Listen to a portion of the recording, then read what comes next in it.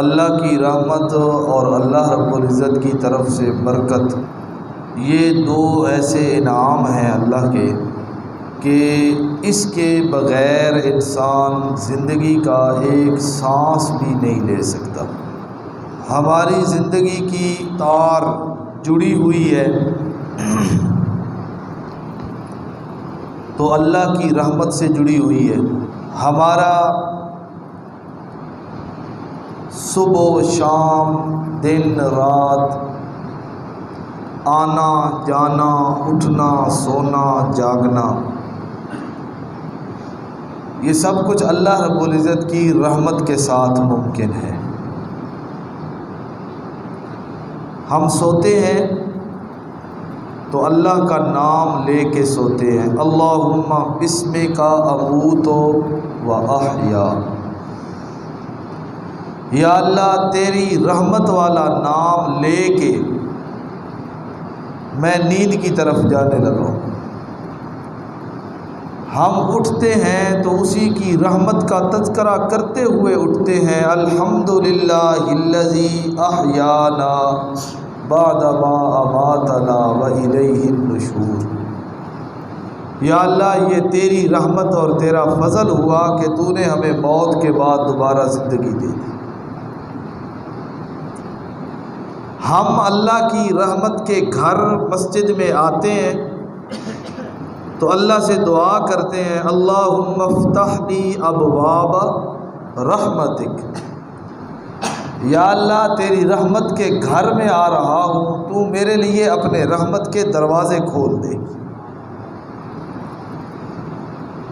مسجد سے ہم باہر نکلتے ہیں تو یہ دعا کرتے ہوئے نکلتے ہیں، اللہم انی اسألک من فضلک و رحمتک، یا اللہ تیری عبادت کا مرکز مسجد کے اندر بیٹھا رہا تب بھی تیری رحمت کے ساتھ بیٹھا رہا، اور یا اللہ اب میں یہاں سے اپنے کسی دینی دنیاوی مقصد کے لیے باہر نکل کے جا رہا ہوں تو پھر بھی تیری رحمت کا محتاج ہوں، اللہم انی اسألک من فضلک و رحمتک، یا اللہ یہاں بھی تیری رحمت کا سوالی اور یہاں سے باہر نکلوں گا تب بھی تیری رحمت کا سوالی۔ تو انسان کی زندگی کا کوئی ایک سانس بھی اللہ کی رحمت کے بغیر چل سکتا نہیں ہے۔ اللہ کا فضل اور اللہ کی رحمت شامل حال ہو تو انسان سب کچھ کر لیتا ہے۔ خدا نخواستہ اللہ تعالی ہم سب کو محفوظ فرمائے، اگر اللہ رحمت کا دروازہ بند کر لینا پھر دنیا کی کوئی طاقت اس رحمت کے دروازے کو کھول سکتی نہیں۔ اللہ رب العزت قرآن مجید میں فرماتے ہیں، ما یفتح اللہ للناس من رحمت فلا ممسک لها وما یمسک فلا مرسل له من بعدہ، اللہ جس کے لیے رحمت کا دروازہ کھول دیں فلا ممسک لها، اس کھلے ہوئے در کو کوئی بند کرنے والا نہیں، وما یمسک، اور جہاں پر رب رحمت کے دروازے بند کر دینا فلا مرسل له من بعدہ، پھر اللہ کے بعد کوئی ان دروازوں کو کھولنے والا نہیں۔ تو ہماری زندگی کا ہر سانس اللہ کی رحمت کا محتاج ہے، اللہ کی رحمت کا کیا ہے؟ محتاج ہے۔ لیکن میں نے دوسری بات آج کرنی ہے، برکت والی۔ ایک ہے رحمت اور دوسری چیز ہے برکت۔ دوسری چیز کیا ہے؟ برکت۔ غالباً میں نے پچھلے جمعہ کے آخر پہ یہ بات کی تھی کہ اللہ سے کثرت نہیں مانگنی چاہیے، اللہ سے برکت مانگنی چاہیے۔ اللہ سے کثرت نہیں مانگنی چاہیے بلکہ کیا مانگنی چاہیے؟ برکت مانگنی چاہیے۔ یہ نہیں کہنا چاہیے کہ یا اللہ بہت زیادہ دے دے، بلکہ یوں کہنا چاہیے یا اللہ اتنا دے کہ جس کے اندر میرے لیے برکت ہو۔ اگر زیادہ ہو اور برکت نہ ہو، برکت سے خالی ہو، تو انسان کے کام ادھورے رہ جاتے ہیں۔ اور اگر تھوڑا ہو اور بابرکت ہو اور مبارک ہو تو انسان کی ساری ضرورتیں پوری ہو جاتی ہیں۔ آپ معاشرے میں اپنے دائیں بائیں، اپنے محلے میں، اپنے شہر میں لوگوں کا تجزیہ کر لیا کریں کبھی کبھی اس چیز کا کہ کثرت بہتر ہے یا برکت بہتر ہے۔ آپ اس آدمی کو پکڑیں جو مربوں کا مالک ہے، جس کے گھر میں گائیں، بھینسیں، بکریاں، جانوروں کا غلہ ہے، اولاد بھی ہے، زمین بھی ہے، جائیداد بھی ہے، فصل بھی ہے، تجارت بھی ہے، مال و دولت بھی ہے اور سب کچھ ہے، اور کبھی اس کو آپ کھڑا کر کے اس سے پوچھیں یار حالات کیسے ہیں، تو وہ پتہ ہے کیا کہے گا؟ بڑے مشکل حالات ہیں، بڑی پریشانی، بڑی مہنگائی ہے، بڑا فلاں مسئلہ ہے۔ حالانکہ اللہ کا دیا ہوا کتنا کچھ ہے، زمینوں کا مالک ہے، دکانوں کا مالک ہے، جائیداد کا مالک ہے، مکانات ہیں، محلات ہیں، گاڑیاں ہیں، نوکر چاکر ہیں، جانور ہیں، سب کچھ اس کے پاس موجود ہے، لیکن سب کچھ ہونے کے باوجود اس کا گزارا کیا ہو رہا ہے؟ مشکل۔ اور ایک دہاڑی دار مزدور ہے جس کی آمدنی ہزاروں میں نہیں چند سو میں ہے، اور کبھی اس سے پوچھ لینا تو اس کی زبان سے نکلے گا الحمدللہ اللہ 2 وقت کی کھلا رہا ہے، اللہ 2 وقت کی کیا کر رہا ہے؟ کھلا رہا ہے۔ یہ فرق ہے۔ کثرت والے بھوکے رہ جاتے ہیں اور جن کو برکت مل جاتی ہے نا وہ صبح و شام سیر ہو کے کھاتے ہیں۔ جن کے پاس بہت زیادہ ہے، جن کے دسترخوان پہ ایک وقت کا کھانا نہیں، ایک وقت کے کھانے میں ایک کھانا نہیں کئی کھانے بنتے ہیں، جب ان سے پوچھو تو وہ کہیں گے جی ڈاکٹر صاحب نے میٹھا بھی منع کیا ہوا ہے، میٹھا بھی میں نہیں کھاتا، شوگر ہے مجھے، فلاں چیز بھی نہیں کھاتا، مجھے بلڈ پریشر کا بھی مرض ہے، فلاں چیز بھی میں استعمال نہیں کرتا، مجھے دل کا عارضہ ہے۔ پکنے کے لیے کھانے بے شمار ہیں لیکن پیٹ بھر کے وہ کھا سکتا نہیں، اور اس کے بالمقابل جس کے گھر میں ایک وقت میں ایک کھانا پکتا ہے، روٹی پکتی ہے تو سالن کے اس کے پاس اوقات نہیں ہے بنانے کی، وہ پیاز کے ساتھ کسی چیز کے ساتھ بھی، چٹنی کے ساتھ بھی کھا پی کے وہ اللہ کا شکر ادا کرتا ہے، پیٹ بھر کے کھاتا ہے، اپنی اس کی خواہشات بھی پوری ہو رہی ہیں، تو پتہ چلا کثرت سے کام نہیں بنتا، کام کس سے بنتا ہے؟ برکت سے بنتا ہے۔ آپ نے سنا ہے نا غزوہ بدر کا واقعہ، مسلمان کتنے تھے؟ 313، 300، اور مقابلے کے اندر کافروں کی تعداد تھی 1000۔ یہاں پر زیادہ کون تھے؟ اونچی آواز سے، کثرت کن کی تھی؟ کافروں کی تھی۔ 1000 ان کی تعداد تھی اور مسلمان تعداد کے لحاظ سے تھوڑے تھے، لیکن رب نے اپنی مدد اور نصرت اور برکت ان لوگوں کے اندر یہ رکھی کہ جب جنگ ختم ہوئی اور اختتام ہوا اور نتیجہ نکلا اور انجام نکلا تو پھر پتہ چلا کثرت والے پیچھے رہ گئے اور برکت والے آگے بڑھ گئے۔ اللہ نے قرآن میں کہا کم من فئۃ قلیلۃ غلبت فئۃ کثیرۃ باذن اللہ۔ اللہ فرماتے ہیں کتنے ہی جماعتیں ہیں جو تھوڑی ہیں تعداد کے لحاظ سے، لیکن اللہ کا حکم، اللہ کی مرضی، اللہ کی طرف سے برکت، اللہ کی طرف سے رحمت شامل حال یوں ہوئی کہ وہ تھوڑے ان بہت زیادہ تعداد رکھنے والی جماعتوں پر غالب آ گئے۔ تو اللہ سے کیا مانگنی چاہیے؟ برکت۔ اللہ سے کیا مانگنی چاہیے؟ برکت مانگنی چاہیے۔ اچھا، کوئی اللہ کا نیک بندہ، کوئی بزرگ، کوئی عالم، کوئی اللہ کا ولی ہمیں بھی ملتا ہے، آپ کو بھی ملتے ہیں، تو آپ اس کو کہتے ہیں حضرت جی، مولانا صاحب، استاد جی آئیں ہمارے گھر میں، ہماری دکان میں، دعا کریں برکت کے لیے، اللہ تعالیٰ برکت ڈالے۔ کرتے ہیں اس طرح؟ نئی دکان بنائی مسجد کے امام صاحب کو بلوایا، آؤ جی آپ افتتاح بھی کریں ہماری دکان کا، ہمارے لیے دعا بھی کریں کہ اللہ اس کام کے اندر کیا ڈالے، برکت۔ نئی گاڑی لی، نیا مکان لیا، نیا مکان بنایا، بلا کے لے کے آتے ہیں مدرسہ سے، بچوں کو لے کے آتے ہیں جی قرآن مجید پڑھیں جی، اللہ تعالیٰ برکت ڈالے گا۔ اسی طرح ہوتا ہے۔ اب نبی پاک صلی اللہ علیہ وسلم کا ایک ارشاد میں آپ کو سنانے لگا ہوں۔ نبی علیہ الصلوۃ والسلام نے فرمایا 4 کام ایسے ہیں، توجہ سے سننی ہے اپنے حدیث، 4 کام ایسے ہیں کہ ان چاروں میں سے کوئی ایک کام بھی جس گھر میں داخل ہو گیا اللہ اس گھر کو برباد کر دیتے ہیں اور اللہ اس گھر سے برکت کو اٹھا لیتے ہیں۔ جس برکت کے حصول کے لیے ہم ہر وقت دعائیں کرتے رہتے ہیں نا، اور نیک لوگوں کو بھی لے کے آتے ہیں کہ آپ ہمارے لیے دعا کریں، ختم بھی پڑھواتے ہیں، دعائیں بھی کرتے ہیں، اور بھی پھر اوراد وظائف کرتے ہیں۔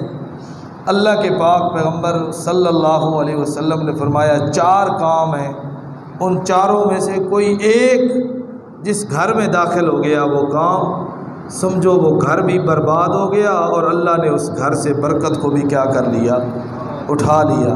کیا خیال ہے، جاننے چاہیے وہ 4 کام کے نہیں؟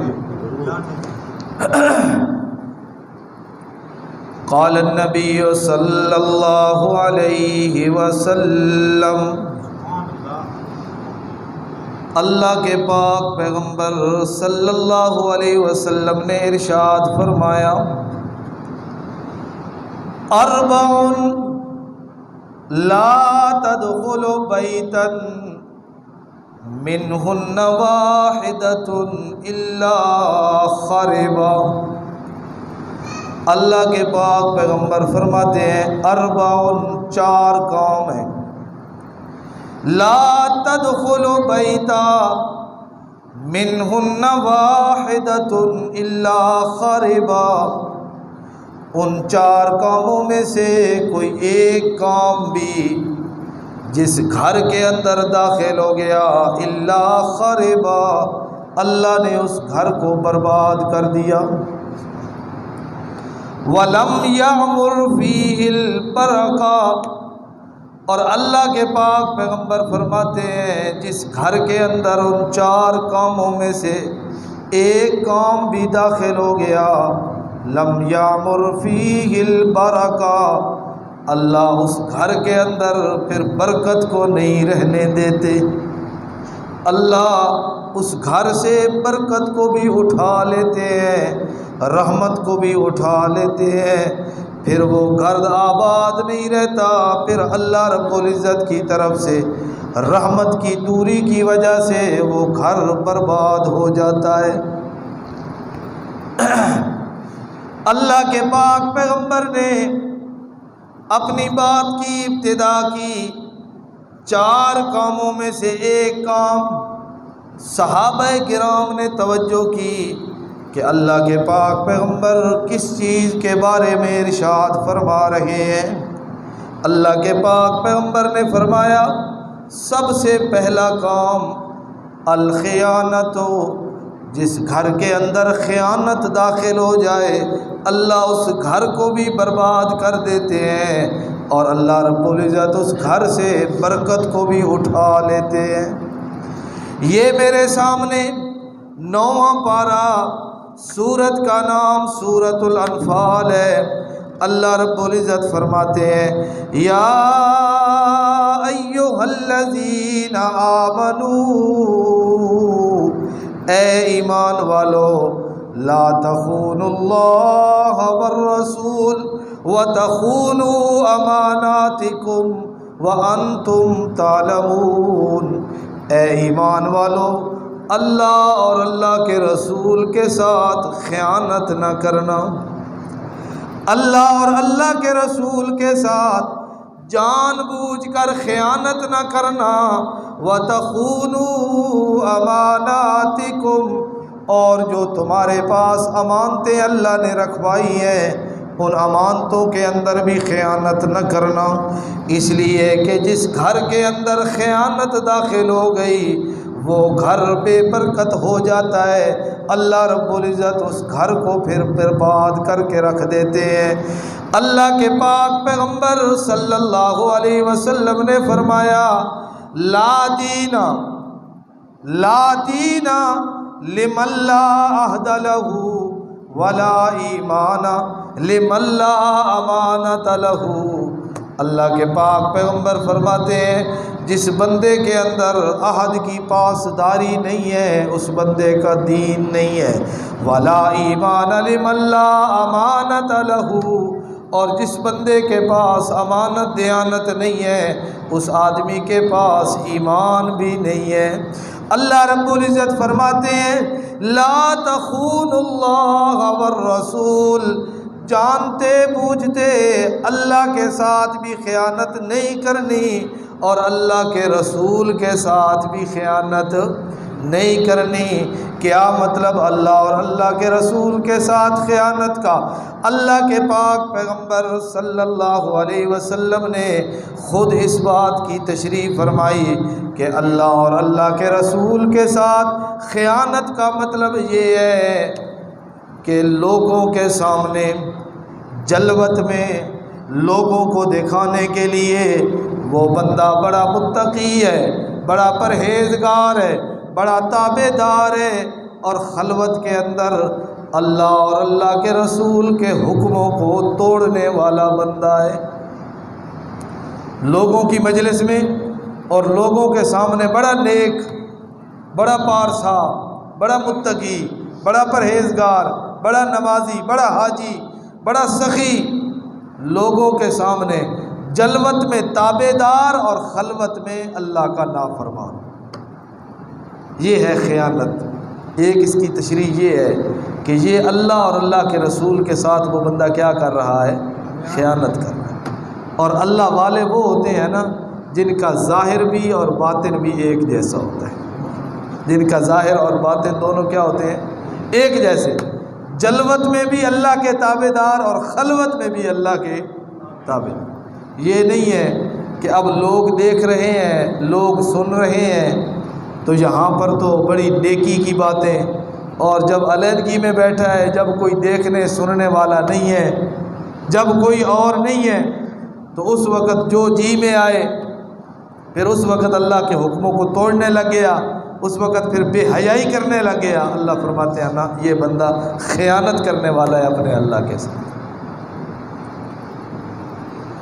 یہ میرے سامنے 12واں پارہ اور سورت کا نام سورہ یوسف ہے۔ اللہ رب العزت بیان کرتے ہیں حضرت یوسف علیہ السلام کا تذکرہ۔ اللہ فرماتے ہیں وَقَالَ الْمَلِكُ ائْتُونِي بِهِ فَلَمَّا جَاءَهُ الرَّسُولُ قَالَ ارْجِعْ إِلَىٰ رَبِّكَ فَاسْأَلْهُ مَا بَالُ النِّسْوَةِ اللَّاتِي قَطَّعْنَ أَيْدِيَهُنَّ إِنَّ رَبِّي بِكَيْدِهِنَّ عَلِيمٌ۔ 12واں پارہ آخری رکوع۔ اللہ رب العزت حضرت یوسف علیہ السلام کا تذکرہ کرتے ہیں۔ حضرت یوسف علیہ السلام کو جیل کے اندر قریباً 9-10 سال گزر چکے ہیں، وہ جیل کے اندر بند ہیں، قید ہیں۔ بادشاہ نے خواب دیکھا، حضرت یوسف علیہ السلام نے تعبیر بتلائی، تعبیر بھی بتلائی، تدبیر بھی بتلائی۔ بادشاہ حضرت یوسف علیہ السلام کی خواب کی تعبیر سن کے بڑا متاثر ہوا۔ بادشاہ نے اپنا قاصد روانہ کیا جیل کی طرف، جاؤ ایسا بندہ جیل میں رہنے کے قابل نہیں ہے، ایسے بندے کو جیل سے نکال کے لے آؤ۔ بادشاہ کا قاصد حضرت یوسف علیہ السلام کے پاس پہنچا، آ کر کہتا ہے حضرت یوسف علیہ السلام کو آ کے بادشاہ کا پیغام دیتا ہے کہ بادشاہ سلامت نے آپ کو حکم دیا ہے کہ آپ باہر تشریف لے آئیں، آپ کے لیے قید کے دن ختم ہو گئے، آپ کے لیے پریشانی کے دن ختم ہو گئے۔ حضرت یوسف علیہ السلام جیل کے اندر بند ہیں، جب اس بندے کا پیغام پہنچتا ہے حضرت یوسف علیہ السلام اس آنے والے سپاہی کو کہتے ہیں ارجع الی ربک، واپس چلا جا اپنے بادشاہ کے پاس، اپنے آقا اور سردار کے پاس، فاسألہ ما بال النسوۃ اللاتی قطعن ایدیہن، میں جس جرم نہ کرنے کی وجہ سے مجھے جیل کے اندر ڈالا گیا، حالانکہ لوگ جرم کر کے جیل کے اندر جاتے ہیں، حضرت یوسف علیہ السلام وہ بندے ہیں جنہوں نے جرم کرنے سے انکار کیا کہ میں یہ کام نہیں کر سکتا، یہ اللہ کو ناراض کرنے والا کام ہے۔ حضرت یوسف علیہ السلام جرم نہ کرنے کی وجہ سے جیل کے اندر بند ہے۔ حضرت یوسف علیہ السلام کہتے ہیں جا کے اپنے بادشاہ سے کہو ان ساری عورتوں کو جمع کریں جن عورتوں نے مجھے ورغلانے کی کوشش کی تھی عزیز مصر کے محل میں، جن عورتوں نے اپنے ہاتھوں کو کاٹا تھا، وہ سارا معاملہ کیا ہے، جس عورت نے پورے محل کے اندر کھڑے ہو کے میری ذات کے اوپر الزام لگایا تھا، میرے دامن کو داغدار کرنے کی کوشش کی تھی، فاسألوا ما بال النسوۃ اللاتی قطعن ایدیہن ان ربی بکیدہن علیم۔ حضرت یوسف علیہ السلام کہتے ہیں میرا رب ان کے سارے منصوبوں کو جاننے والا، میں بالکل پاک باز، وہ ساری ہوائی باتیں ہیں، وہ سارے الزامات ہیں جو انہوں نے میرے دامن پہ لگانے کی کوشش کی، میں اس وقت تک جیل سے باہر نہیں آؤں گا جب تک ان عورتوں کو بلا کے خود ان عورتوں سے یہ بات نہ کہلوائی جائے کہ یوسف سچا ہے۔ یوسف کیا ہے؟ سچا ہے۔ اللہ کے پاک پیغمبر صلی اللہ علیہ وسلم قرآن مجید کی تلاوت فرما رہے تھے، جب اس آیت پہ پہنچے نا کہ قریباً 9-10 سال کے بعد بادشاہ نے حضرت یوسف علیہ السلام کو جیل سے رہائی کا حکم دیا، اور حضرت یوسف علیہ السلام نے کہا نہ، میں باہر اس وقت تک نہیں آؤں گا جب تک ان عورتوں کو بلا کے میرے سامنے میری سچائی کی گواہی نہ دیوائی جائے، اس وقت تک میں باہر نکلوں گا نہیں۔ نبی علیہ السلام جب اس آیت پہ پہنچے نا تو رو پڑے۔ نبی علیہ السلام نے کہا واہ یوسف تیرا کتنا صبر تھا، واہ یوسف تیرا کتنا صبر تھا کہ 10 سال جیل کے اندر رہنے کے بعد آزادی کا پروانہ لے کر آنے والے بندے کو کہتا ہے جا، میں اس وقت تک باہر نہیں آؤں گا جب تک میری صداقت کی گواہی نہیں دی جائے گی۔ نبی علیہ السلام نے فرمایا اگر یوسف کی جگہ میں ہوتا، اگر یوسف کی جگہ میں ہوتا اور آنے والا مجھے آ کے کہتا باہر آئیے، میں فوراً باہر آ جاتا۔ یہ نبی علیہ السلام نے حضرت یوسف کے صبر کی کیا دی ہے؟ گواہی دی ہے، کتنے صابر تھے۔ وہ بندہ واپس چلا گیا، بادشاہ نے ان ساری عورتوں کو جمع کیا، جمع کرنے کے بعد بادشاہ پوچھتا ہے قال ما خطبکن اذ راوتن یوسف عن نفسہ، ساری عورتوں کو جمع کرنے کے بعد بادشاہ پوچھتا ہے کیا معاملہ ہے جب تم سب نے مل کے یوسف کو ورغلانے کی کوشش کی تھی؟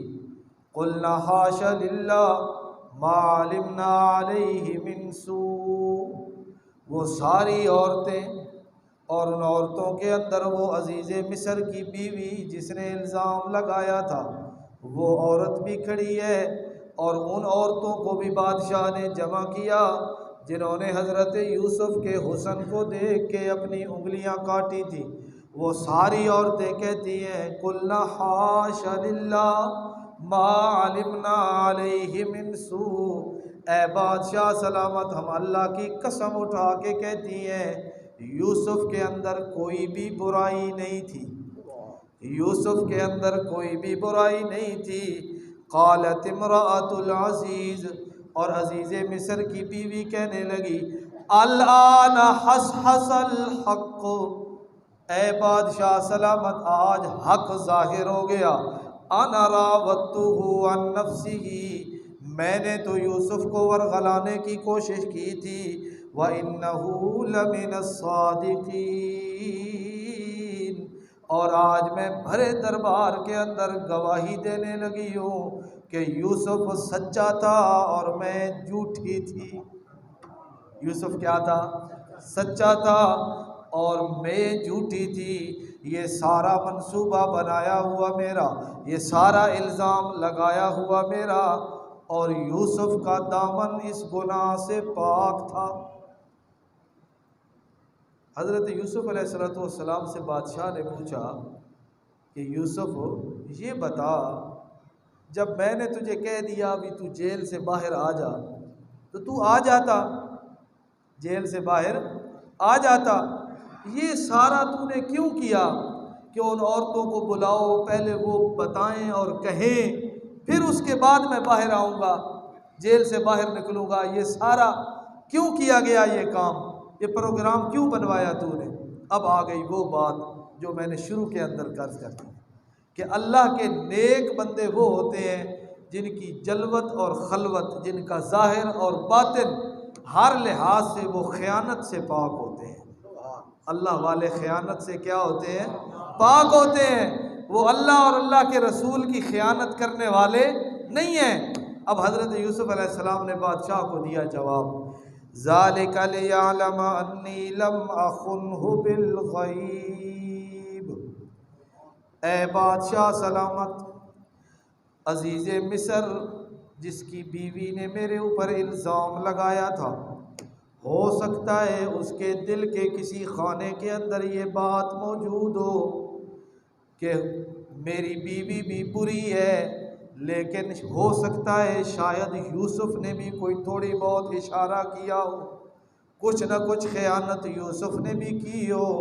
اے بادشاہ سلامت، یہ سارا پروگرام میں نے اس لیے بنوایا، ان عورتوں کو جمع کر کے آپ کے سامنے ان عورتوں سے اپنی صداقت کا اقرار اس لیے کروایا، ذَلِكَ لِيَعْلَمَ أَنِّي لَمْ أَخُنْهُ بِالْغَيْبِ، تاکہ عزیز مصر جان لے کہ میں نے اس کی عدم موجودگی میں خیانت اس کے گھر کے اندر نہیں کی۔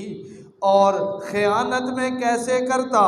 وَأَنَّ اللَّهَ لَا يَهْدِي كَيْدَ الْخَائِنِينَ، خیانت کرنے والے کبھی سیدھی راہ پہ آ سکتے نہیں۔ یہ میں نے اس کی تسلی کے لیے یہ سارا پروگرام کروایا ہے تاکہ اس کو بھی پتہ چل جائے کہ یوسف سچا ہے، یوسف پاک باز ہے، یوسف نے خیانت اس کی عزت کے اندر نہیں کی۔ اور یہ پکی بات ہے، جو خائن ہوتا ہے، جو کسی کی عزت کے بارے میں برا سوچتا ہے، وہ بندہ کبھی سیدھے راہ پہ آ سکتا نہیں۔ یہ سارا کام میں نے اس لیے کیا۔ تو پہلی بات کہ نبی علیہ السلام نے فرمایا 4 چیزوں میں سے کوئی ایک چیز، 4 کاموں میں سے کوئی ایک کام بھی جس گھر کے اندر داخل ہو گیا، اللہ اس گھر کو برباد کر دیتے ہیں، اور اللہ اس گھر سے برکت کو اٹھا لیتے ہیں۔ اور ان 4 کاموں میں سے پہلا کام کیا ہے؟ خیانت۔ پہلا کام کیا ہے؟ خیانت۔ کہ جو بندہ خیانت کرتا ہے اللہ کی، اللہ کے رسول کی، یا لوگوں کی دی ہوئی امانتوں کے اندر جو بندہ خیانت کرتا ہے، اللہ رب العزت اس آدمی کے گھر کے اندر برکت رہنے نہیں دیتے، اور اللہ اس کے گھر کو برباد کر کے رکھ دیتے۔ نبی پاک صلی اللہ علیہ وسلم آپ کے بارے میں کفار بھی کہا کرتے تھے کہ آپ امین ہیں۔ آپ کیا ہیں؟ امین ہیں، باوجود دشمن ہونے کے، باوجود کافر ہونے کے، اس بات کے وہ بھی گواہ تھے اور اس بات کا وہ بھی اقرار کیا کرتے تھے کہ ہم آپ کی نبوت اور رسالت کو تو نہیں مانتے، لیکن آپ کی امانت دیانت کا اقرار کرتے ہیں۔ یہ اللہ کے نیک بندے کا ایک اسوہ ہوتا ہے، یہ اللہ کے نیک بندے کی زندگی ہوتی ہے، یہ اللہ کے نیک بندے کی پہچان اور اس کا تعارف اور اس کی شخصیت کا کردار ہوتا ہے کہ وہ کبھی کسی معاملے میں خیانت نہیں کرتا، ہر معاملے میں وہ امانت اور دیانت کے ساتھ وہ بندہ چلتا ہے۔ اللہ کے پاک پیغمبر صلی اللہ علیہ وسلم کتنے امین ہیں، خیانت سے کتنے دور ہیں میرا پاک پیغمبر۔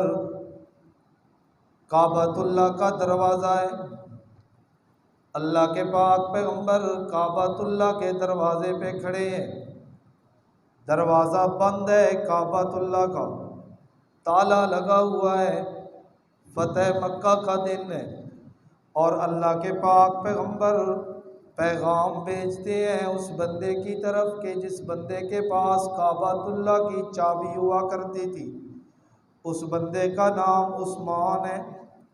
اللہ کے پاک پیغمبر پیغام بھیجتے ہیں، جاؤ عثمان سے کعبۃ اللہ کی چابی لے کے آؤ۔ وہ عثمان ابھی تک مسلمان نہیں ہوا، ابھی تک اس نے کلمہ نہیں پڑھا، حالت کفر کے اندر ہے، حالت شرک کے اندر ہے، ابھی تک وہ جاہلیت کے طریقے پہ اپنی زندگی گزار رہا ہے۔ اللہ کے پاک پیغمبر صلی اللہ علیہ وسلم پیغام بھیجتے ہیں، جاؤ عثمان سے کعبۃ اللہ کی چابی لے کے آؤ۔ عثمان اپنے گھر کے اندر ڈر کے سہم کے بیٹھا ہوا ہے، وہ ڈر رہا ہے کہ آج کہیں اللہ کے پاک پیغمبر مجھ سے بدلہ نہ لیں، جو زیادتیاں میں نے اللہ کے پاک پیغمبر کے ساتھ کی ہوئی ہے۔ اللہ کے پاک پیغمبر ہجرت سے قبل جب مکہ کے اندر رہتے تھے، آپ کبھی کبھار عثمان کو کہتے تھے، عثمان مجھے کعبۃ اللہ کی چابی دے دو، دروازہ کھول کے دے دو، میں اللہ کے گھر کے اندر کھڑے ہو کے اللہ کی عبادت کرنا چاہتا ہوں۔ اللہ کی شان، یہ وہ کعبۃ اللہ جس کو حضرت ابراہیم نے بنانے کے بعد اللہ سے دعا کی تھی، یا اللہ تیری رحمتوں کا گھر تو میں نے بنا دیا، اب میں تجھ سے ایک التجا کرتا ہوں، اس رحمت والے گھر کو آباد کرنے کے لیے رحمت للعالمین پیغمبر کو بھی بھیج دے۔ وہ پیغمبر جس کی رحمت کے تذکرے اسی کعبہ کے اندر کھڑے ہو کے حضرت ابراہیم کیا کرتے تھے، جس کعبے کو بسانے والا محمد الرسول اللہ، جس کے آمد کی دعائیں حضرت ابراہیم کیا کرتے تھے، جس کی آمد کی بشارتیں حضرت عیسیٰ دیا کرتے تھے، وہی گھر، اسی گھر کے اندر عبادت کرنے کی اجازت نہیں ہے، اسی گھر کا دروازہ کھولنے کی اجازت نہیں ہے۔ اللہ کے پاک پیغمبر عثمان کو کہا کرتے تھے، عثمان آج میرے لیے کعبۃ اللہ کا دروازہ تو کھول دے، میں اللہ کے گھر کے اندر کھڑے ہو کے اللہ کی عبادت کرنا چاہتا ہوں۔ عثمان کہتا تھا، نا نا اجازت نہیں ہے، تیرا دین اور ہے، ہمارا دین اور ہے، ہم اپنے آباء و اجداد کے طریقے پہ ہیں، اور تو ایک اللہ کو الہ واحد کہنے والا ہے۔ اجعل الآلہۃ الہا واحدا ان ھذا لشیء عجاب، ہم کئی الہوں کو ماننے والے، تو لا الہ الا اللہ کہنے والا، تو ایک خدا کی عبادت کرنے والا، اور ہم 360 کی عبادت کرنے والے، تو ایک اللہ کو وحدہ لا شریک ماننے والا، اور ہم 360 بتوں کے پجاری، ہمارا اور تیرا آپس کے اندر دین اور مذہب ملتا نہیں ہے، تجھے اجازت نہیں دیتا۔ اللہ کے پاک پیغمبر کہتے تھے، عثمان دے دے چابی، اور عثمان چابی نہیں دیا کرتا تھا۔ آج اللہ کے پاک پیغمبر فاتح بن کے مکہ مکرمہ کے اندر کھڑے ہیں، آج کس کو جرت ہے کہ وہ چابی نہ دے میرے پاک پیغمبر کو؟ آج کس کی جرت ہے کہ وہ میرے پیغمبر کے سامنے سر اٹھا کے کھڑا ہو جائے؟ آج کس کی جرت ہے جو تکبر کے ساتھ اکڑتا ہوا میرے پاک پیغمبر کے سامنے آئے؟ آج تو سب کے سر جھکے ہوئے ہیں، آج تو سب کی گردنیں جھکی ہوئی ہیں، آج سب کے تکبر خاک کے اندر مل گئے ہیں۔ آج میرا پاک پیغمبر فاتح عالم بن کے آ گیا ہے۔ اگر اللہ کے پاک پیغمبر اعلان نہ کرتے، لا تثریب علیکم اليوم، آج میں نے تم کو آزاد کر دیا، اگر یہ اعلان نہ ہوتا، تمام متکبرین کی گردنوں کو، تمام متکبرین کے سروں کو گردنوں سے جدا کر کر صحابہ کرام رکھ دیتے۔ یہ تو میرے پاک پیغمبر کی رحمت ہے کہ اس وقت بھی اللہ کے پاک پیغمبر کہتے ہیں الیوم یوم المرحمہ، آج لڑائی کا دن نہیں ہے، آج میں محمد کی رحمت کے اعلان کرنے کا دن ہے۔ اللہ، نبی علیہ السلام نے کہا نا بلاؤ عثمان کو، تو عثمان کو اپنی کی گئی زیادتیاں یاد آئیں۔ یہ میں ہی تھا جو آپ کو چابی کعبۃ اللہ کی نہیں دیا کرتا تھا، آج پتہ نہیں کیا ہوگا۔ چھوٹے سے بچے کے ہاتھ چابی دے کے بھیجی، نبی علیہ السلام کے پاس چابی لائی گئی۔ نبی علیہ السلام نے کعبۃ اللہ کا دروازہ کھولا، اندر جو بت رکھے ہوئے تھے نبی علیہ السلام نے وہ ایک ایک کر کے سارے بتوں کو کعبہ سے باہر نکالا، اللہ کے گھر کو پاک کیا، اور نبی علیہ السلام نے اس موقع پہ کہا بلال آنا ذرا آگے، یہ وہی مکہ ہے نا کہ جہاں پر تو لا الہ الا اللہ کی صدا لگاتا تھا اور لوگ تجھے گلیوں میں گھسیٹتے تھے، یہ وہی مکہ ہے، یہ وہی لوگ ہیں کہ جن کے سامنے تو عہد کے نعرے لگاتا تھا اور تجھے مارا اور پیٹا جاتا تھا۔ آج یہ فخر، آج یہ اعزاز بلال تیرے حصے کے اندر ہے، چڑھ کعبۃ اللہ کی چھت پہ اور لگا اللہ کی کبریائی کا اعلان۔ حضرت بلال کعبۃ اللہ کی چھت پہ چڑھے اور کعبۃ اللہ کی چھت پہ کھڑے ہو کے اللہ کی عظمت اور کبریائی کا اعلان کر رہے ہیں۔ جب اذان مکمل ہوئی نا تو نبی علیہ السلام نے عثمان کو بلایا، اسی عثمان کو جس کے پاس چابیاں ہوا کرتی تھی۔ نبی علیہ السلام نے کہا عثمان یاد ہے ایک دن میں نے تجھے کہا تھا کہ ایک دن یہ چابی اللہ میرے ہاتھ کے اندر دے گا، اور آج وہ چابی میرے ہاتھ کے اندر آ گئی ہے، اب بتا میں کیا کروں، اب بتا میں کیا کروں؟ تو نے تو ایک دن کے لیے یا چند لمحوں کے لیے چابی میرے حوالے نہیں کی تھی، آج میں جس کو چاہوں گا چابیاں اسی کو دی جائیں گی۔ آج جس کے ہاتھ میں چابیاں دوں گا نا قیامت کے دن تک وہ چابیاں اسی کے ہاتھ میں رہیں گی۔ لیکن میرا پاک پیغمبر امین پیغمبر ہے، میرا پاک پیغمبر امین پیغمبر ہے، خیانت کرنے والا نہیں ہے، امانت کے اندر خیانت کرنے والا نہیں ہے، امانت دیانت کے ساتھ جس پیغمبر نے اپنی ساری زندگی گزاری نا، اللہ کی طرف سے حکم بھی آ گیا ان اللہ یامرکم ان تؤدوا الامانات الی اہلھا، 5واں پارہ سورت کا نام سورۃ النساء۔ اللہ فرماتے ہیں میرے پاک پیغمبر میں آپ کو حکم دینے لگا ہوں، یہ میں اللہ کا امر اور اعلان اور میں اللہ کا حکم ہے کہ ان تؤدوا الامانات الی اہلھا، جس طرح آپ نے پہلی زندگی امانت دیانت کے ساتھ گزاری، آج بھی امانت کا حق ادا کیجئے، یہ چابی عثمان کے حوالے کر دو۔ نبی علیہ السلام نے کہا عثمان ادھر آؤ، یہ چابی میں تجھے دے رہا ہوں۔ عثمان کلمہ پڑھ کے مسلمان ہو گیا۔ نبی علیہ السلام نے کہا تو نے ایک دن کے لیے مجھے چابی نہیں دی تھی، اور یہ چابی میں تیری نسل کے اندر قیامت کے دن تک دے کے جا رہا ہوں۔ تو اللہ والے امانت دار ہوتے ہیں، خائن نہیں ہوتے۔ بات میں نے یہ شروع کی تھی کہ نبی علیہ السلام نے فرمایا 4 کام اور 4 جرائم ایسے ہیں کہ جس گھر کے اندر ان 4 کاموں میں سے کوئی ایک کام بھی داخل ہو گیا، 4 کاموں میں سے کوئی ایک کام بھی جس گھر کے اندر داخل ہو گیا، اللہ اس گھر کو برباد کر دیتے ہیں اور اللہ اس گھر سے برکت کو اٹھا لیتے ہیں۔ ان 4 کاموں میں سے سب سے پہلی چیز ہے الخیانت۔ جس گھر کے اندر خیانت داخل ہو گئی، جس گھر والے خائن ہیں، خیانت کرنے والے ہیں، اللہ خائن کے مال کے اندر برکت رکھتا نہیں ہے۔ خیانت کرنے والے آدمی کے گھر کے اندر بھی اللہ برکت ڈالتے نہیں ہے۔ اور دوسری چیز نبی علیہ السلام نے فرمایا السرقہ، چوری۔ جو چور ہے، جو چوری کے ذریعے لوگوں سے مال پیسہ دولت بٹورتا ہے، اللہ رب العزت اس آدمی کے گھر کو بھی برباد کرتے ہیں اور اس گھر کے اندر برکت رہنے نہیں دیتے۔ اور چوری کے بارے میں ایک اور حدیث بھی سنتے جائیں، نبی علیہ السلام نے فرمایا اسوأ الناس سرقہ، سب سے برا چور وہ بندہ ہے الذی یسرق من صلاتہ، وہ بندہ جو نماز کے اندر چوری کرتا ہے۔ سب سے برا چور وہ چور ہے جو نماز کے اندر چوری کرتا ہے۔ صحابہ نے پوچھا اللہ کے پیغمبر نماز کے اندر چوری، نماز کے اندر کیسے چوری ہے؟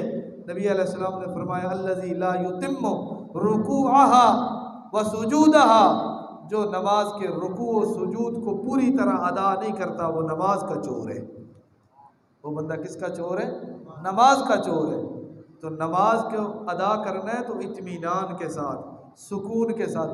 اچھا بعض بندوں کو دیکھا جاتا ہے وہ رکوع میں جاتے ہیں، ابھی رکوع سے سیدھا کھڑا نہیں ہوا، سیدھا سجدے میں چلے گئے، ابھی ایک سجدے سے سر اٹھا کے ہاتھ زمین سے نہیں اٹھائے، دوسرا سجدہ، یعنی 4 رکعتیں جو ہے نا اس پہ وہ 4 منٹ بھی نہیں لگنے دیتے، 4 منٹ بھی نہیں لگنے دیتے، بس 1 یا 2 منٹ میں 4 رکھتے چل بھائی پوری۔ یہ اس نے نماز پڑھی ہے، یہ تو اس نے کیا کی؟ ایکسرسائز کی ہے، یہ تو وہ اٹھا بیٹھا ہے۔ نبی علیہ السلام مسجد میں بیٹھے تھے، ایک بندہ آیا، اس نے آ کے نماز پڑھی اور اس نے نماز کے ارکان کو سکون کے ساتھ ادا نہیں کیا، وہ اٹھ کے جانے لگا نا، نبی علیہ السلام نے فرمایا دوبارہ نماز پڑھ، تو نے تو ایسے پڑھی ہے جیسے تو نے پڑھی نہ ہو، قم فصلی فإنک لم تصلی۔ اس نے دوبارہ اسی طرح پڑھی۔ نبی علیہ السلام نے پھر کہا اس طرح نہیں، اس نے تیسری مرتبہ پڑھی، نبی علیہ السلام نے فرمایا اس طرح نہیں، اس نے اللہ کے پیغمبر پھر آپ سکھا دیجئے۔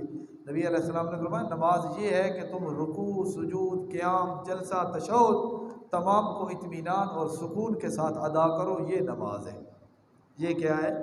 بندہ گھر سے چلے بھی صحیح، سردی میں، گرمی میں، سفر میں، حضر میں چلے بھی صحیح، آئے بھی صحیح، وضو بھی کرے، یعنی اہتمام بھی کرے، مسجد میں پہنچے بھی صحیح، اور پہنچ کر نماز بھی صحیح طریقہ سے ادا نہ کرے تو پھر اس نماز پڑھنے کا کوئی فائدہ۔ اللہ کے پاک پیغمبر فرماتے ہیں ایسے بندے کی نماز جب وہ مکمل ہوتی ہے اللہ اس کے منہ پہ مارتے ہیں، جا میرے پاس تیری اس نماز کی قبولیت کے لیے کوئی اجر و ثواب نہیں ہے۔ اور تیسری چیز نبی علیہ السلام نے فرمایا وشرب الخمر، جو آدمی شراب پینے والا ہے، جو آدمی شراب پینے والا ہے، شارب الخمر، شراب پینے والے بندے کا گھر بھی اللہ آباد نہیں رہنے دیتا۔ اس گھر کے اندر بھی، جس گھر کے اندر شراب کا دور چلنے لگ جائے، جہاں پر لوگ شراب پینے لگ جائیں، اللہ اس گھر کو بھی برباد کر دیتے ہیں اور اللہ اس گھر سے بھی برکت کو اٹھا دیتے ہیں۔ اور چوتھی چیز نبی علیہ السلام نے فرمایا والزنا، بدکاری اور بے حیائی اور زنا، یہ جس گھر کے اندر آ گیا اللہ اس گھر کو بھی کیا کر دیتے ہیں؟ برباد کر دیتے ہیں۔ ہر وقت ہم اللہ سے دعائیں کرتے ہیں کہ یا اللہ برکت دے، برکت دے، برکت دے۔ اللہ کے پاک پیغمبر نے یہ 4 جرائم گنوائے ہیں، جس گھر کے اندر ان 4 میں سے کوئی ایک کام بھی داخل ہو گیا اللہ اس گھر سے برکت کو کیا کر دیتے ہیں؟ اٹھا دیتے ہیں۔ اور یاد کر کے جائیں یہ 4 باتیں۔ نمبر 1 خیانت، نمبر 1 ذرا مجھے بھی پتہ چلے کہ آپ کو یاد ہوئی ہیں یہ 4۔ نمبر 1 خیانت، اور نمبر 2 چوری، اور نمبر 3 شراب خوری، اور نمبر 4 زنا اور بدکاری۔ نبی علیہ السلام نے فرمایا ان 4 کاموں سے بچتے رہو گے اللہ تمہارے گھروں کے اندر بھی برکت ڈالے گا اور اللہ رب العزت تمہارے گھروں کو آباد بھی کریں گے۔ اللہ پاک عمل کی توفیق عطا فرمائے۔